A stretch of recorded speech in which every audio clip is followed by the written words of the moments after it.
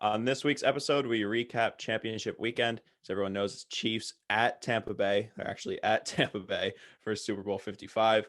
Might touch on that quickly, but next week we'll have that full breakdown for you. We're in the dog days of winter, as I like to call it. So we have a loaded random thoughts segment, and we bring on special guest Max to talk some college hoops, as well as a weekly pick'em show. Follow us on Twitter at the Vig Bets for our picks, lineup dates, and general news throughout sports. This week's episode brought to you by Action 24/7. They are a reliable sportsbook with thousands of active players from all around the world. They cater to everyone's needs with their in-demand products, from in-game sports betting to live casino, esports, and much more. They provide fast payouts, great bonus structure, and 24/7 customer support. Put your action on college basketball this weekend. We'll give you some picks. Use your free money for that. Sign up today and use code THEVIG and receive a 50% welcome bonus on your first deposit. Okay, here we go. So I kind of made up dog days of winter because I've heard dog days of summer, but I've never heard dog days of winter. Also, my favorite part of that ad read is saying it's a reliable sports book. Like, it's trust me. Trust me. I'm not a doctor, but trust me. Right. Source, trust me, bro. All right. Bad football this past weekend. Like, it was kind of disappointing because it's supposed to be like the biggest weekend of the year, right? Mm-hmm. Like, obviously the Super Bowl's like a much bigger game, but you get two games. So it's kind of the mecca of football fans. And both games just had terrible coaching, in my opinion. I agree. And the Green Bay game was good, but also bad. Right. Like Brady played terrible. Brady tried to lose it, threw 3 picks in the second half. Right. And then it was back to back possessions. And then the Packers scored 6 points off of it. So the Packers went, after his first 2 picks, the Packers went 6 passes, 2 punts on those 2 drives. Like, just what's going on? Terrible. Just bad play calling. Then going for 2 way too early. I called it right when it happened. I was like, you got to kick the field goal, because then if you hold them to just one more field goal, you're in it. Yeah. And then they went for 2. They didn't get it. Drop ball, hit him right in the chest. Yep. And then that was terrible. And then 2.5 minutes left in the game, you're on the 5-yard line. They kick the field goal. Like, just terrible coaching. So many. I don't understand that last call at all. It looked like Rodgers had room to run. Even if he's not going to get in, I feel like he still has to run it. Yeah. Because then maybe you get a couple yards and it's closer. But even if he throws that ball, because it looks like Adams could have had a chance at it. Things kind of closed down at the end, but the field goal makes no sense. Right. Right? Because you need a stop and a touchdown, versus if you don't get the touchdown there, you need a stop and a touchdown. Right. The only logic that I tried to think about this and why it would make sense. And it doesn't. So maybe no matter what happens, you need a stop and a touchdown. Right. But that way it's a stop and a touchdown to win versus a stop and a touchdown to maybe tie. Right. That's the only thing that makes any sort of sense. My thinking, though, is you kick the field goal, then you kick off, and they get to bring the ball out. If you go for it on 4th down, then you don't get it. The Buccaneers have the ball on the 5-yard line.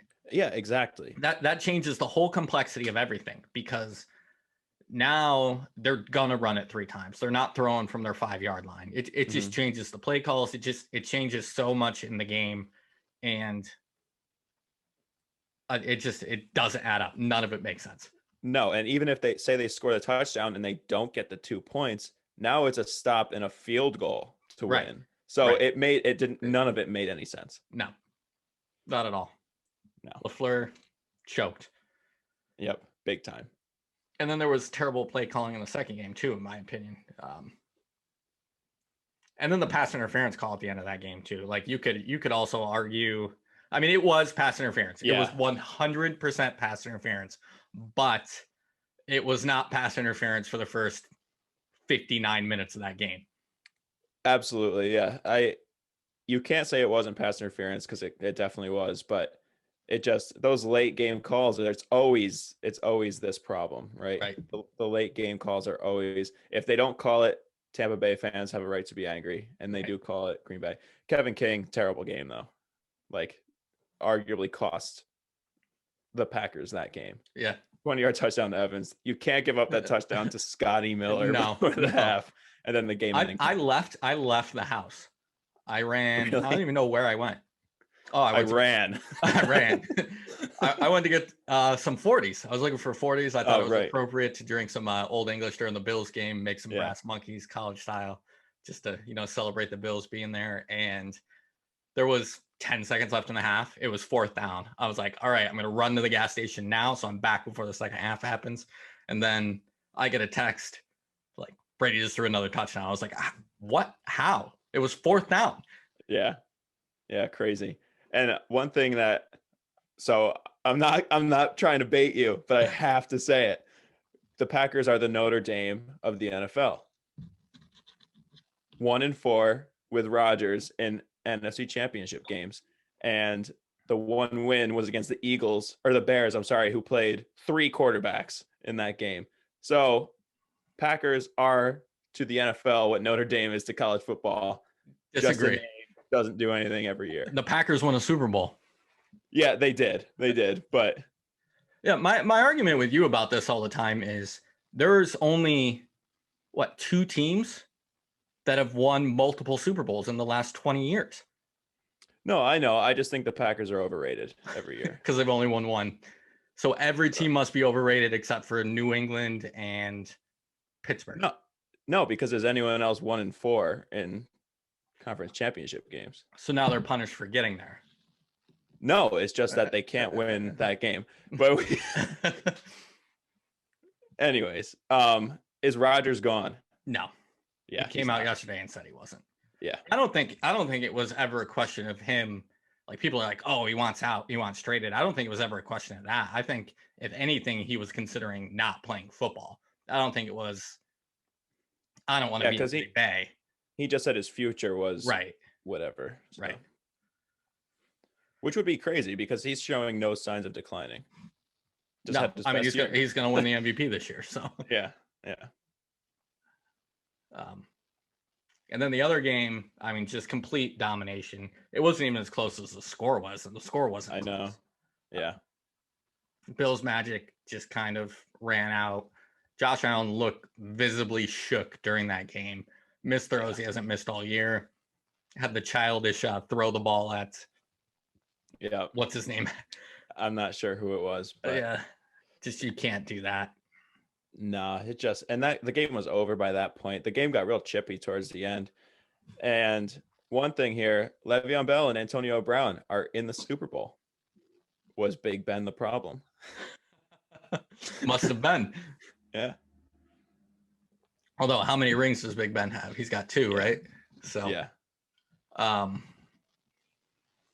Yeah, just bad. The Bills just didn't adjust on defense. Like they literally didn't guard Travis Kelce. I mean, he was wide. He had 13 catches and probably 6 of them, nobody was within 10 yards of him. Like just very bold defensive strategy. The guy just set the record and we're just not going to guard him. Yeah, it was really weird play calling too. That's the problem is like Travis Kelce had like how many 3 touchdowns, 2 touchdowns, but his touchdowns were combined like 1 yard. So it's like the underhand pass from Mahomes. Right. Just weird. Chiefs are just another level, I feel like. And they do that not out route, just flat route to Tyreek Hill every game. If it's 3rd and 1, 4th and 1, that's what you can't cover it. I don't know what you're supposed to do. Yeah, you're gonna have to put the whole defense on that side. It's too fast. They built their team on speed. Yeah. But the actual football wasn't that great, but there were a lot of other just kind of funny things that happened in that game. The ref coming out and saying timeout Kansas City, I thought was hilarious. You probably not. I didn't even notice that. Yeah. It was like right before the end of the first half. He was like, timeout Kansas City. You're probably not allowed. I don't know. Is that one of those words you can't say anymore? Probably. I think it has a different meaning than what we grew up with it meaning. Okay. I think a sissy is like, I think we're sissies. I think Sissy is a straight male. I don't know. Yeah, I'm done with this conversation before before we do say something we're not supposed to. Yeah, we're treading on water here. Right. So I just thought that was hilarious. Cole Beasley broke his leg during the game, then kept playing. Yeah, Like that's he is the personification of Greg Jennings. he put the team on his back. Yeah. And then after the game, they were talking about how like chippy it was and everything, and they were asking Andy Reid about it, and he was like, "Yeah, it just got hay wacky there for a while." Jesus, that dude is not in touch with reality, but you gotta love the man. Yeah, just does not care at all. Yeah. And then I don't know if you saw this about Rachel Bush. She's Jordan Poyer's girlfriend. She sat in the stands and she was harassed like the entire game. And the only reason I bring this up is because I don't know if you remember it was 2 years ago, Patrick Mahomes' girlfriend and brother sat in like the rowdy section at Foxborough and moved to a box after halftime and cried about how mean the fans were. And then Kansas City fans were outraged. And then here they are doing the same thing a couple years later. So, and I don't know if you know about Patrick Mahomes' brother. Yeah. Oh my God. Like, and Patrick Mahomes' fiance or whoever she is now, they're terrible. Like, I feel bad for Patrick Mahomes. I don't know how he deals with it. And this actually didn't click until right now, but Jordan Poyer, Rachel Bush cheated on Jordan Poyer with Antonio Brown back in the day. Really? So that's a good little matchup for the Super Bowl. Well, Jordan Poyer's not in it. Damn it. Forgot would about have been that a good little matchup. Slight oversight on my part. But my whole thing about that is if you're going to sit in the stands with the fans, you're going to get shit. So sit in a box or shut up about it. Right. Yeah, absolutely. Like just a general fan. If you're just a Bills fan at Arrowhead, you're going to get shit. We can bring Big Zaddy on one of these episodes and talk about the Miami and Buffalo days. So do we want to talk real quick about Super Bowl? Just like brief? Open lines. Yeah, I know the line is 3. I don't know what the total is. 56.5. 56.5. I haven't really done a ton of research. It's hard for me to go against Brady in a Super Bowl. It just is. That's all I was going to say is it's going against, you're screwed either way. Because you're going against the Chiefs who look unbeatable, but you can't go against Brady either. Right. And it's such a legacy game. It really is. Because if Brady wins this game, it doesn't matter how many Mahomes wins. Mahomes would have to win over 10. Right. Yeah.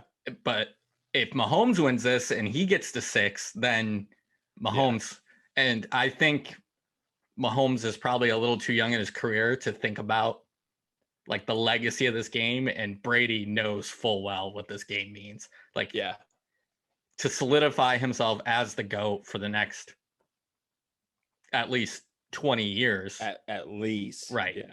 He's got to win this game. And it's not saying that like if Mahomes wins this game that he's going to win 6, but if Brady wins this game, it just puts it out of reach.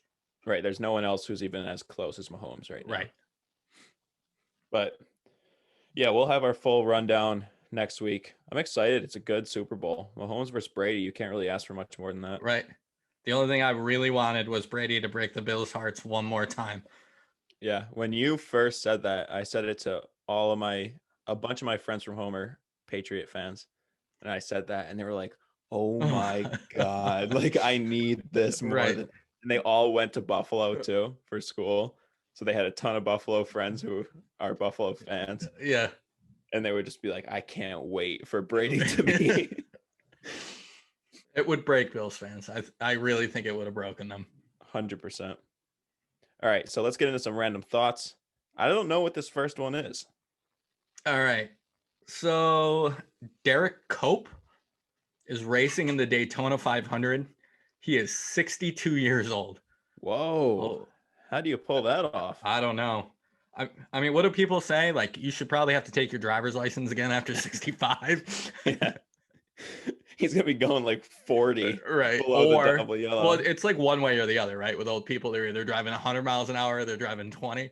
Yeah, my grandpa is usually 40 on the highway. Okay. Okay, no, it's like 50 on it's 50 miles an hour. No matter what. That's it. Yeah. It's 50 So and a 30, 50 and a 65. school zone 50, 65, 50. Right.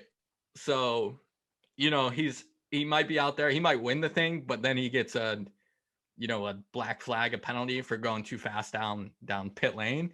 Right. Or That's cool. Or he forgets what lap it is and he takes his foot off the gas and it's the white flag and not the checkered flag. He's hanging his arm out. He's doing donuts.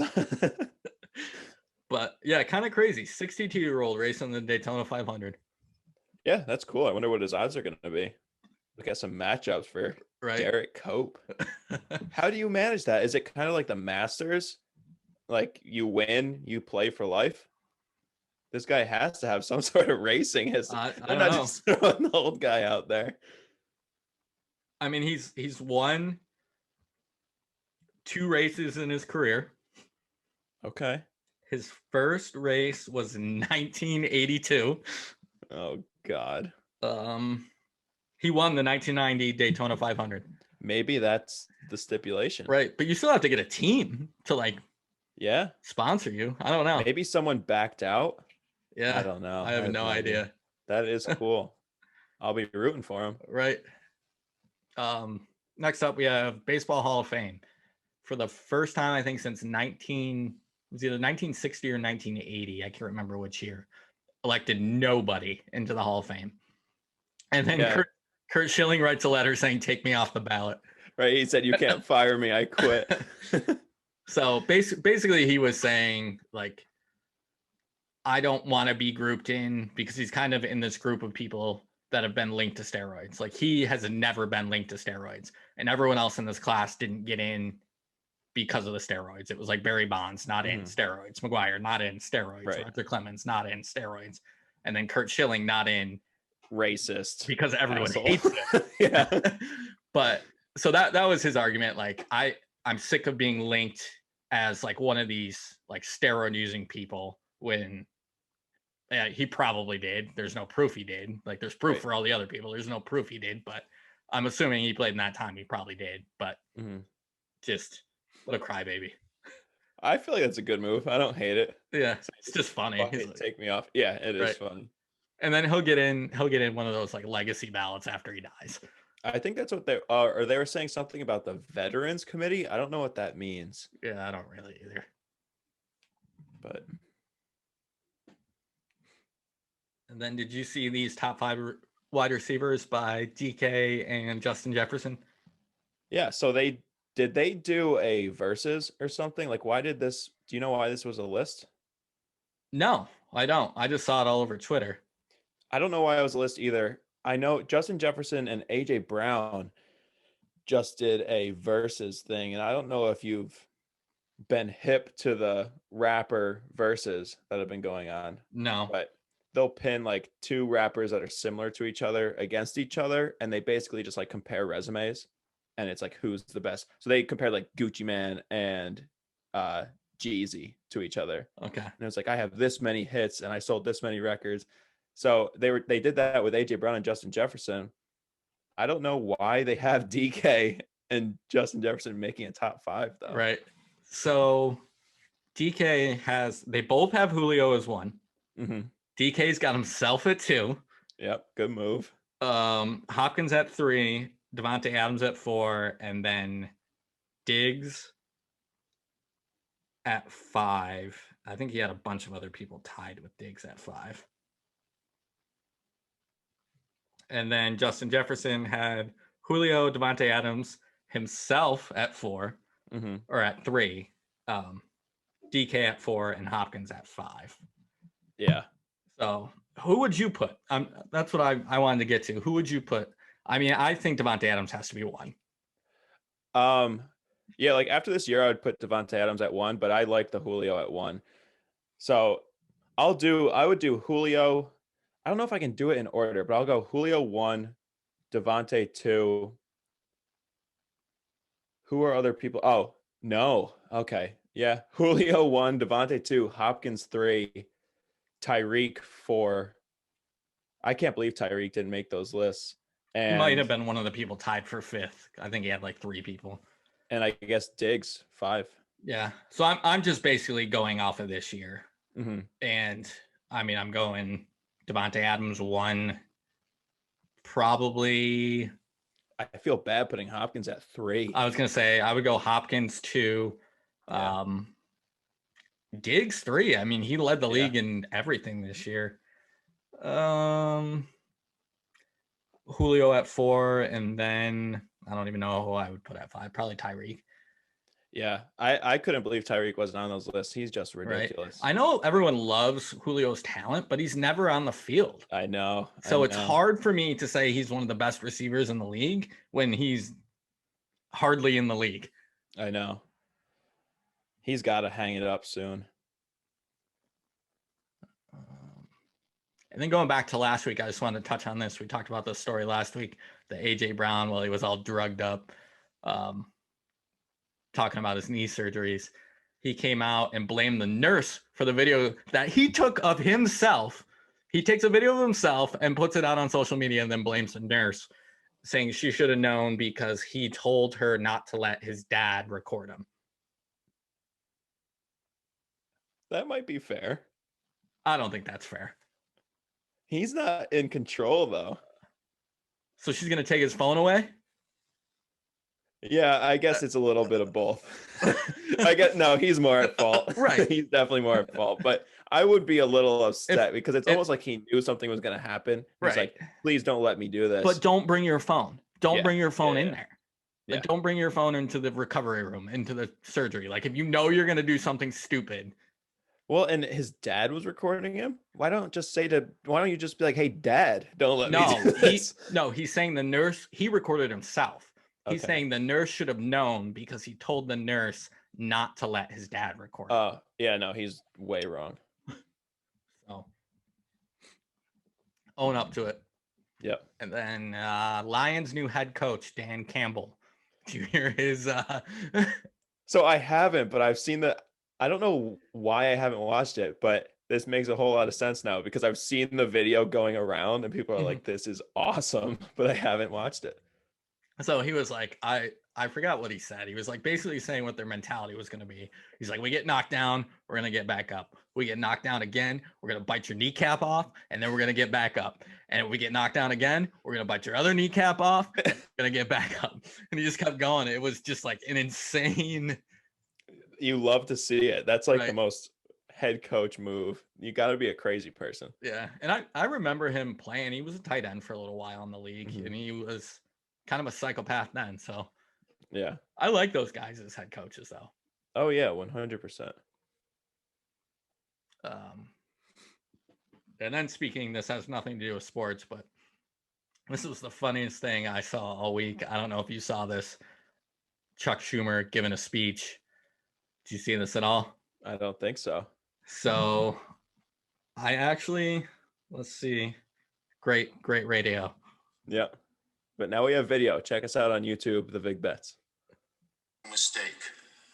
There will be a trial, and when that trial ends, senators will have to decide if they believe Donald John Trump incited the insurrection against the United States.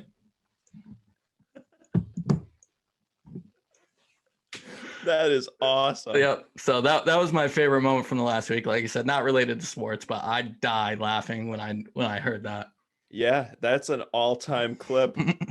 That is an all-time clip. Wow, I can't believe I haven't even. I was like, "Where's Chuck Schumer?"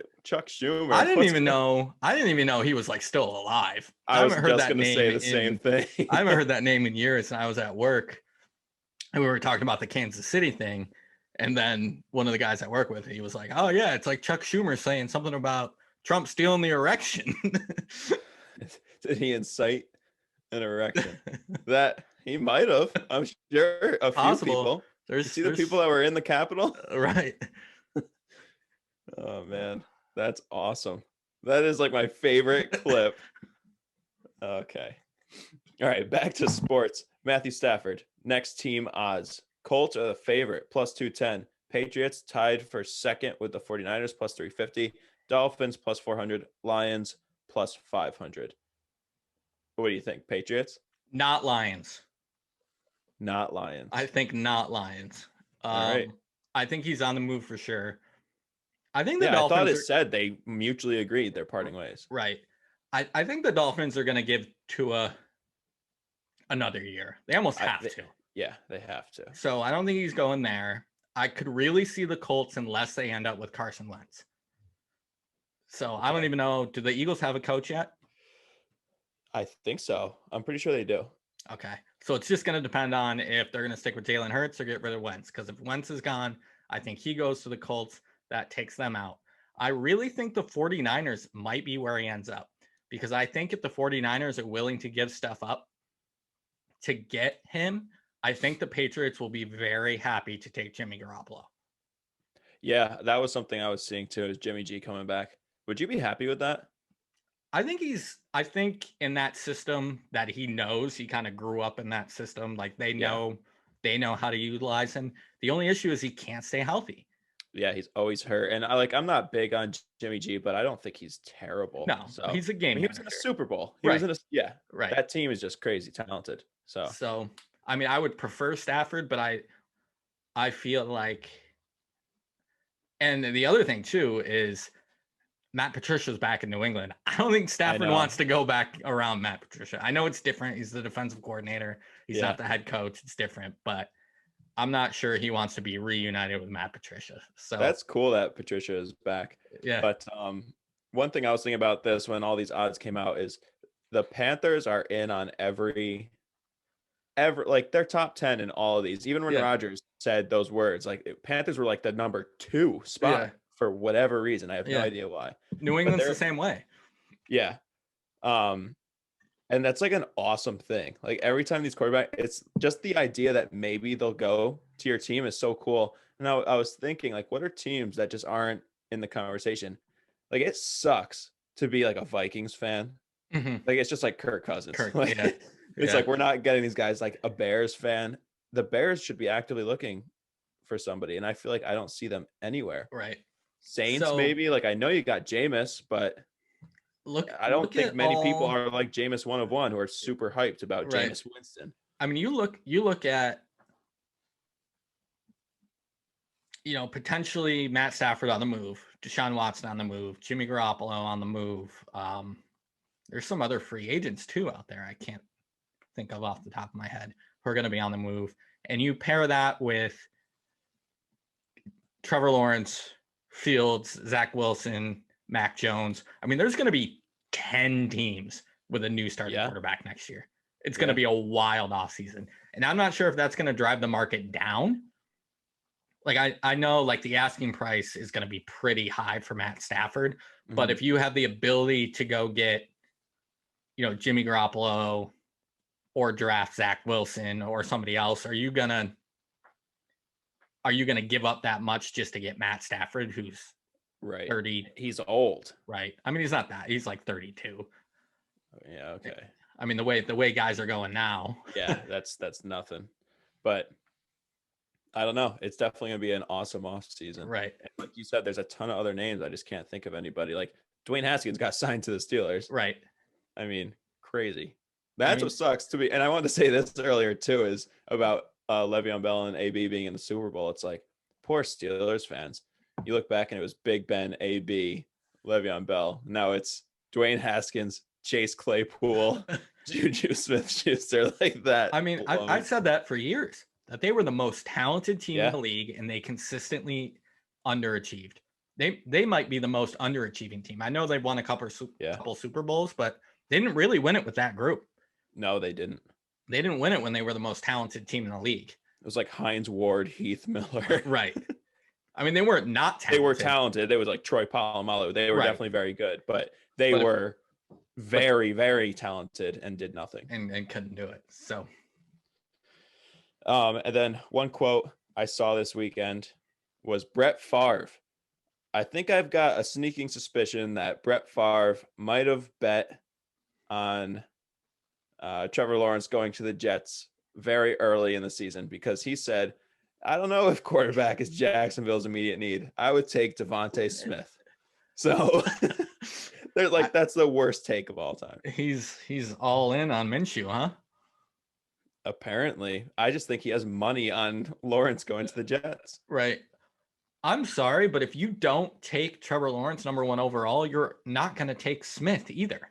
That's what I was thinking too. I've seen a ton of mock drafts where Smith is in like the 10 to 15 range. Yeah. Yeah. So I don't know. And I mean, even if you have a quarterback, you almost have to take Trevor Lawrence. Nobody has been this hyped. I've never seen anybody this hyped. Right. So, and then Conor McGregor got smoked. Did you watch this fight? No, I didn't. I saw the knockout, but I didn't watch the fight at all. It's sad. McGregor is just awesome to watch. I don't know. Did you like McGregor or did you not like him? I wasn't a big McGregor fan. I don't like the little guys. I don't enjoy watching them. Yeah. He's just such a showman. Like he has made UFC pretty much what it is today. So kind of sad to see. I think there's gonna be a third fight though. So, and it was weird because he was doing well in that fight. His leg was just broken pretty much. And Poirier is the best lightweight not named Khabib. So really not a bad loss for him either. Right. Now, okay, last up in our random thoughts, the stock market. I'm so pumped for tomorrow morning. Are you in on this at all? So a couple of my buddies were talking about this already today. Got a bunch of AMC, I think at $6 a share. You? No, one of my best friends from college. Yeah. Okay. Yeah, that's solid. It's crazy. If anybody listening doesn't know what's going on, I don't know how. If you don't know what's going on, you don't have the means to be listening to this podcast. I don't even know where to start. GameStop is up over 1,700%, and it's because of Reddit. Mm-hmm. And basically, hedge funds are being short squeezed. It's just ridiculous. And now the next targets are AMC. I know BlackBerry's in there. I actually had a ton of BlackBerry stock at one point. Nokia is in there. But tomorrow morning is going to be ridiculous. And basically what's happened is GameStop was being shorted. And if you don't know what shorting means, it means you're betting against the stock. So everyone thinks all the hedge funds are betting on GameStop to drop. Mm-hmm. Everybody's saying, fuck the hedge funds. Let's drive the price up. And now what's happening is everything is driving the price up, including the people that shorted the stock, because they're trying to hedge against their short by buying more stock, which drives the price up. And then so basically shorting is you sell the stock now. This is the best way. You sell the stock now without actually owning it. So I can sell you 100 borrow shares. Right. Yeah. I can sell you 100 shares at $20 a share. And then I buy those 100 shares when it drops to $10 a share. So I double my money because I sold it for twice as much as I'm going to buy it for. But if I sell it to you and then it goes up, I'm fucked because then I have to buy it at a loss. And the way that it works is I'm pretty sure with GameStop, they have to, the end of the week, Friday, they have to fulfill their short. Okay. So they're going to have to either take a loss out of their pocket for how much it's worth, or they're going to have to actually buy the stock back. Right. So if everybody can hold out on GameStop, it's going to be a fuck ton of money to be made. And the other thing that's driving it up is so the stock market more or less is gambling, but you can actually gamble on the stock market too by doing like call options. Do you know what call options are? Vaguely. So like if there's a stock that's $50 mm-hmm. and you think it's going to go to 60, you can pay, just for a number's sake, $1 to guarantee that within the next 30 days, you can have that stock at 55. Mm-hmm. But if you think it's going to go up in the next 30 days to 60, you do that. And then when it hits there, you can buy your stocks for 55. Right. You lose the dollar, you make a $4 profit. So people do that and then buy stock to help drive the price up. So it's all over the place. It's crazy. If you're not in on it, you should get in on it, because even if you like, it's very possible that you lose all your money too. So just like gambling, don't put money in that you don't want to lose, or put the rest of your money in if you're what's gonna his go name, broke. Evander Kane, FedEx guy. But it's just fun to be along for the ride. I've got some AMC, I've got some Nokia. Would you get AMC at? I got it today, so it was 15 and change. Okay. But people are saying it's gonna go to like 100. Yeah. Yeah. But I wasn't early on this. Like I really was heavy into it today, which is late, but it's also not late. Mhm. Like, even if you're listening to this now, it's not too late. As long as it's still happening, it's not too late. It's only late when it crashes. Right. And even then, it's still fun to kind of be a part of. So I'm pumped about it. I can't wait for 9:30 tomorrow morning. See what it opens at. Well, and the crazy thing too is you can follow, there's aftermarket hours. So you look at AMC and you look at Nokia and they're all down. But what's driving them down is the hedge funds, because they, like, hedge funds and super rich retail investors, like we're retail investors, are the only people that have aftermarket capabilities. Like, we don't have that. Right. So they're driving the price down to scare the public to sell in the morning so that they can be okay. If like people can realize this, it's going to shoot at 9:30. Like, if you look at the charts for these stocks, it's like this, and then it's Monday 9:30, and it's ridiculous. Be interesting to see, like, look at some of the overseas markets when they open. Well, that's happening. It happened today. Europe, it's people are starting to figure out what's being shorted, Right. and they're just doing the opposite. Right. So it's a crazy strategy. It's borderline illegal. Depending on how you read the definition, it's basically semantics. So if you buy a stock with the purpose of pushing the price up so that other people will buy it, that's illegal. But if you buy a stock hoping the price will go up, then you're good. That's legal. Right. So, I mean, as long as you don't have like a huge pull in that Reddit thread, which is Wall Street Bets, you're fine, I would imagine. And I mean, people do that in gambling too. I mean, people will go place a bet, big time, 6-figure bettors will go place a $10,000 bet to move a line. Yeah. And then put $200,000 at the line they want. Yeah. Yeah, it's awesome. Stock market is gambling. Don't let anyone tell you different, because much like gambling, there's people who are like, I know what's going to happen. Nobody knows what's going to happen. And if you do know what's going to happen, that is illegal, and you do go to jail for it. Yep. Insider trading. That's right. Yeah. But ask Martha Stewart. She knows all about it. All about it. But it's awesome. Go on Wall Street Bets if you haven't. There's like, the chat rooms are hilarious. It's just people there's nothing to read. It's just people typing buy and rocket emojis. Like, it's so funny. It's a good thing. It's going to get everyone this generation interested in the stock market. Right. So it's probably going to change some regulations too. 100%. 100%. So get in before they fix it. Yeah. But all right, I think that's it for random thoughts, right? Yep. All right. We now welcome on special guest and good friend of mine, Max, to the program. We have a little college basketball picks coming up, and kind of plug our own little pick'em show that we have once a week. So welcome on, Max. Thanks so much for having me on, guys. I appreciate it. Yeah. All right. Give us some winners and we'll have you back. Yeah, I can't guarantee that. I haven't been good this year. Right. So that's a perfect segue to get, college basketball is still, I guess it's not young. It's almost like halfway over, right? Yeah. Yeah. They it's start like about October. the midway point. Yeah. But anyways, our year-to-date record so far, I'm 12-10. Max is 10-12. So this is we're going on our 4th week of the pick'em, I believe. Yep. Yeah. And before that, we did college football as well. Yeah. When We did that like middle of the season too. That got started late, but usually what we do is we have our show come out either Friday afternoon, Saturday morning for the Saturday slate, because that's the best day of the week. And there's no other way to do it, because you can't even, we're recording on a Wednesday right now. I was hoping we could maybe get Friday games. We can't even get Friday games. So this will be an early episode for us. It'll be out tomorrow. So we've got some Thursday picks. Really not too many good games, but winners all around. Do what we can. Yeah.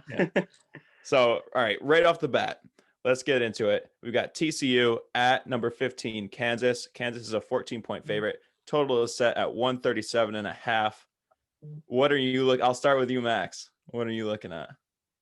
All right. So Kansas has been brutal this year. They're actually 4-4 in Big 12 conference play, which literally in the history of the Big 12 has never happened. It's, the Big 12 got established in 1997, and they've never been 4-4, 8 games into a conference play. Since the Big 12, has become, really bad this year, they've been very top heavy. Oklahoma's been good. Texas has been good. That's about it. Yeah. Baylor. Oh, Can't forget number 2 in the country. The best team in college basketball. Yeah. But I feel like in general, college basketball this year is so backwards. Like Duke's not that good. Like Kentucky's not very good. UNC. It's very weird. Good. Yeah. It's a very backwards year.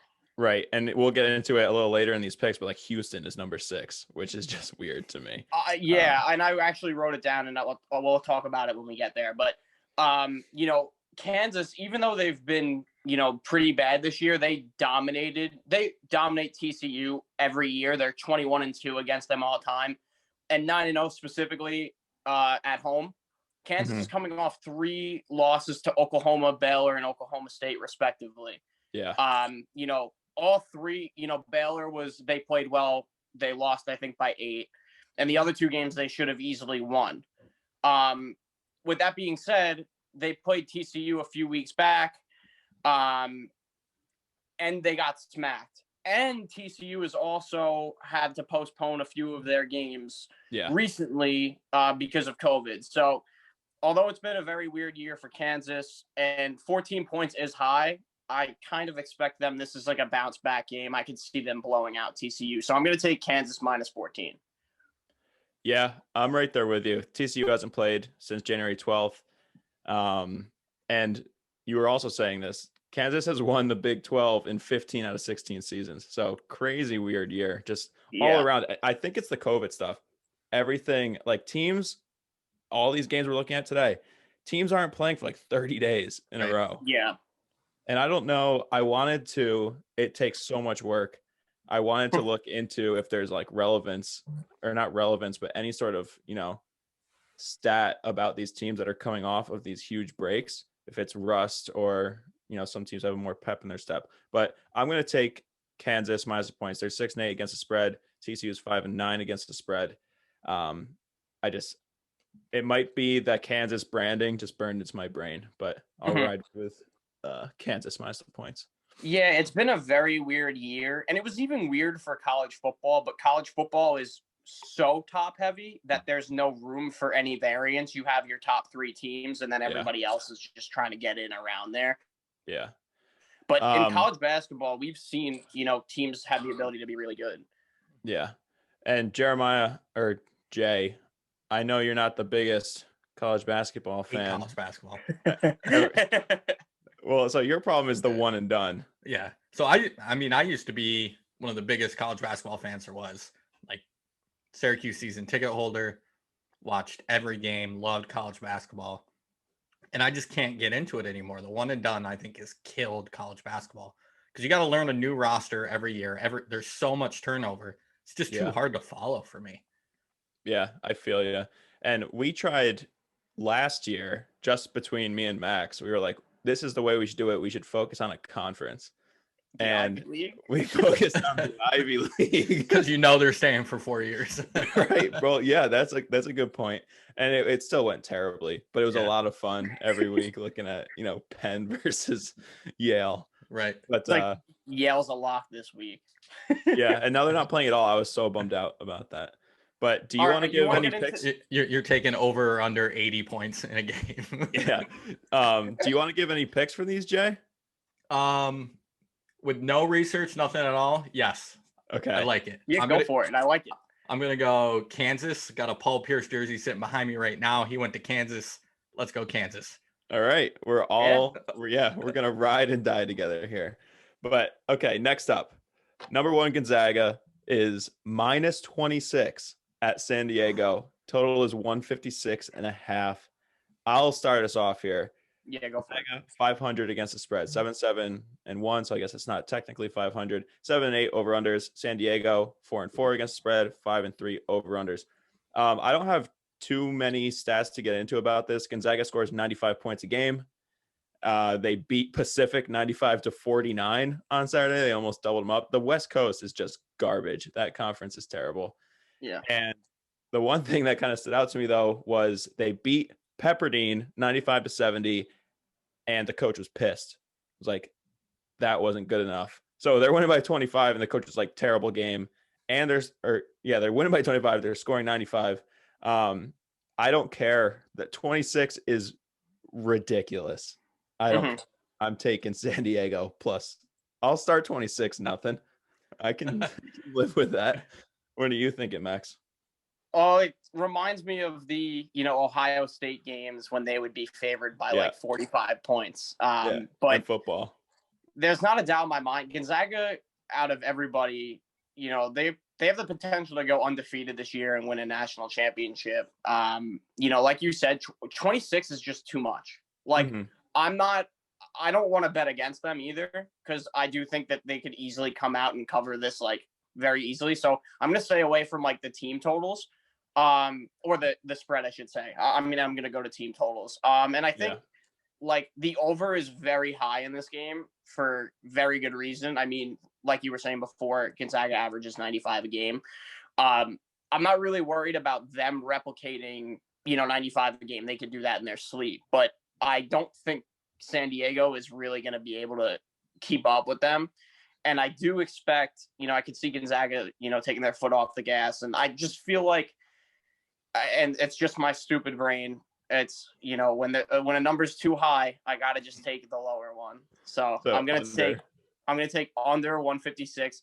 And if this doesn't hit, I'm going to be pretty mad at myself, because everything points towards it hitting, but it's just so high. Yeah. So I was also going to take the under, just looking at all these spreads. I'm like 156.5 for a college game. That's ridiculous. Yeah. Like, especially I don't know any numbers for any of these teams, but that screams under to me. Well, and it's crazy considering one team is almost averaging 100 points. The total is 156. But we did a quick segment last week, shit lists.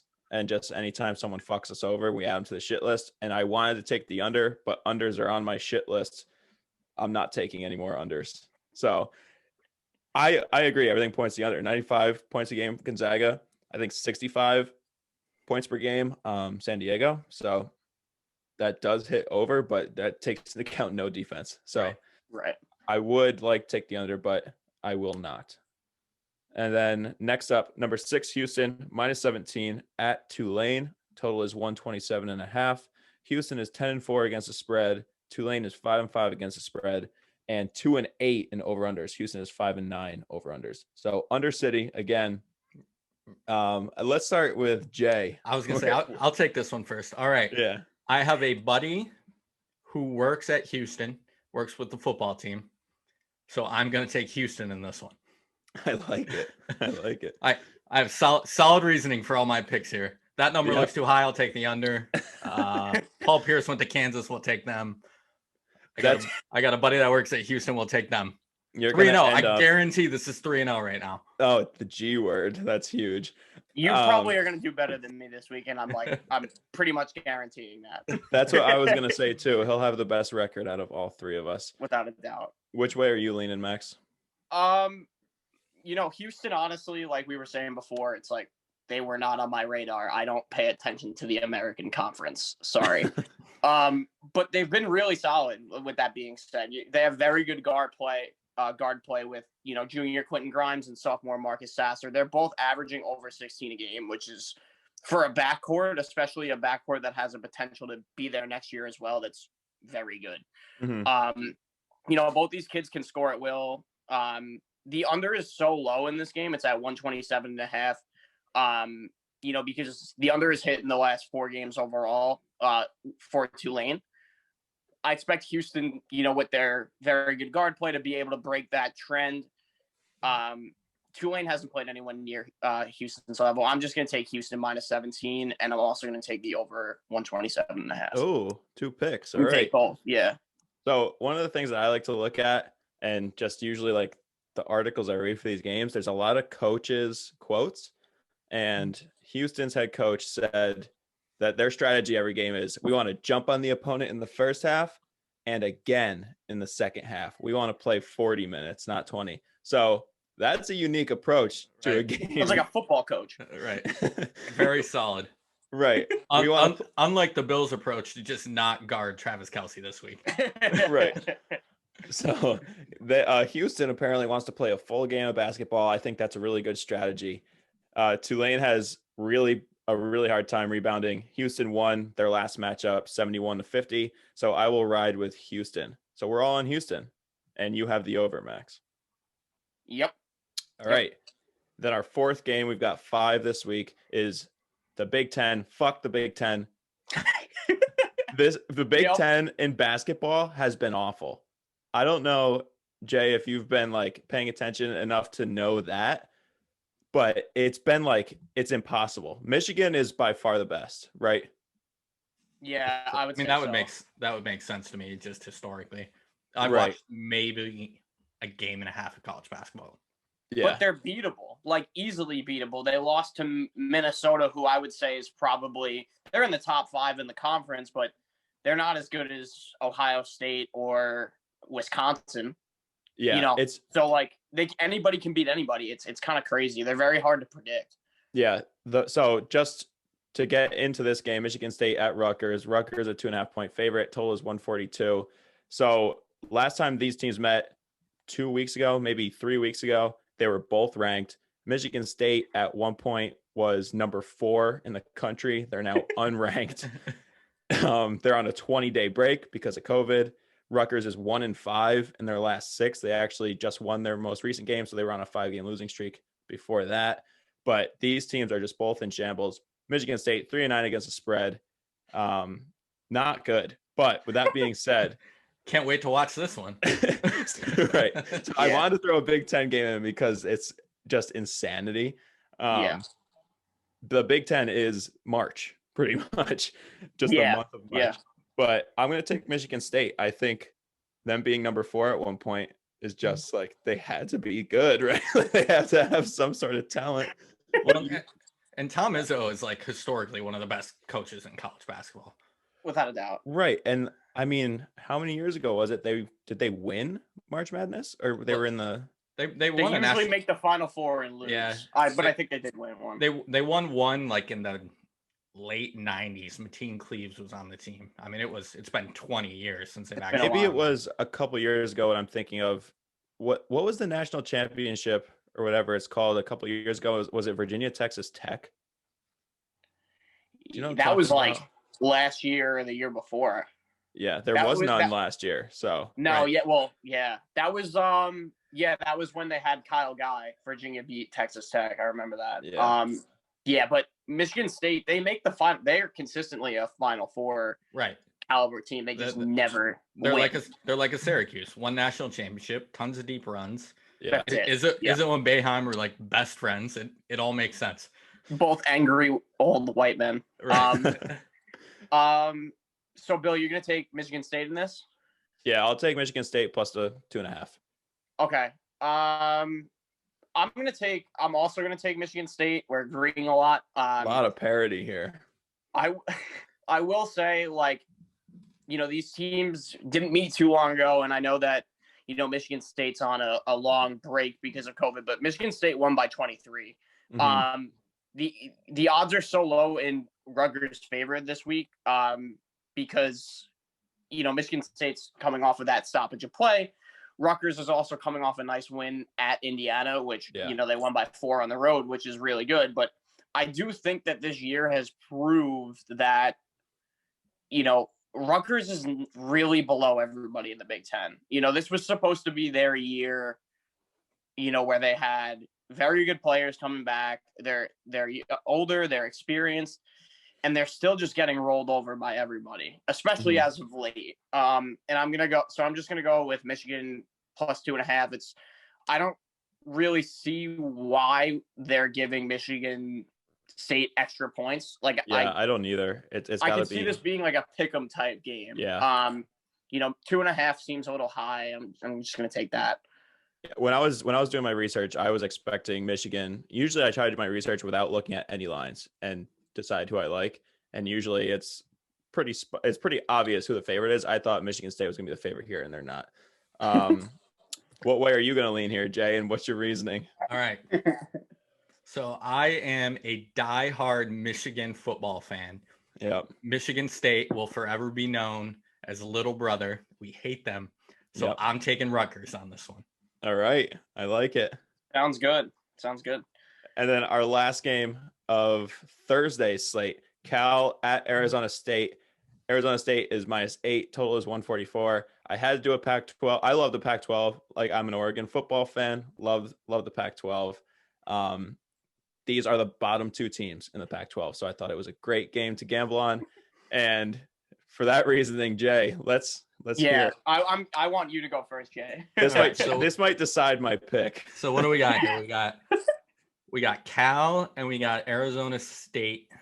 Yeah. 144. These are the 2 worst teams. Yeah. In the Pac-12. I think that Cal is going to win this game outright in honor of Aaron Rodgers having a meltdown and saying he was quitting football. He went to Cal. I liked him lifting his spirits after that emotional loss and getting the win outright. I like these deep pulls. Aaron Rodgers went to Cal. He learns something new every day. That's not really my territory. I didn't know This is great. I might just have you just come on our podcast like every week and just give these takes because they're perfect. Yeah. So against the spread numbers here, Arizona State's 2-10 against the spread.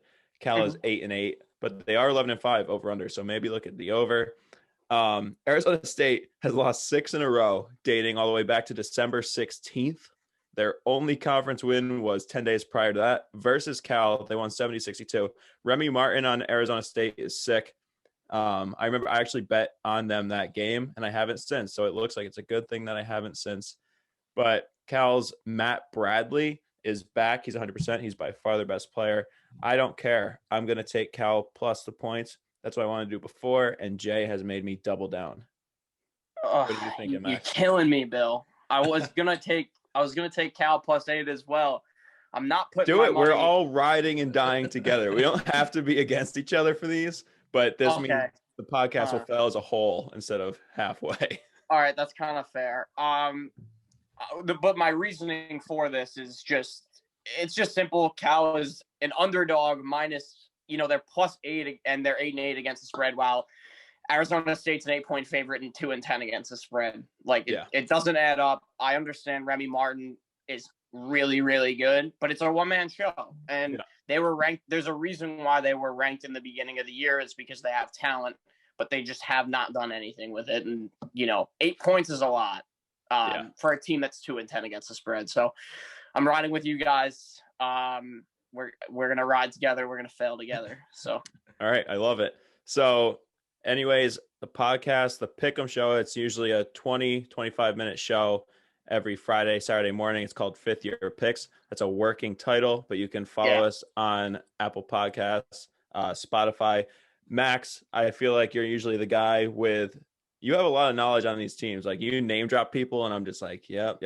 I'm mainly looking at like against the spread numbers, more stats like that. So I'll be the more analytical guy, and I think you kind of bring like the deep analysis to these teams. Yeah, my eyes certainly fail me a lot. I get caught up in good players very easily. which is If you ever need a wild card, I might take you up on that. you ever need some hot takes. Yep. So yeah, I appreciate it, Max. Thanks for coming on. And I'll talk to you tomorrow or Friday, and we'll get some picks out for this weekend slate. Yeah, sounds good. Thanks so much for having me on. I appreciate it, guys.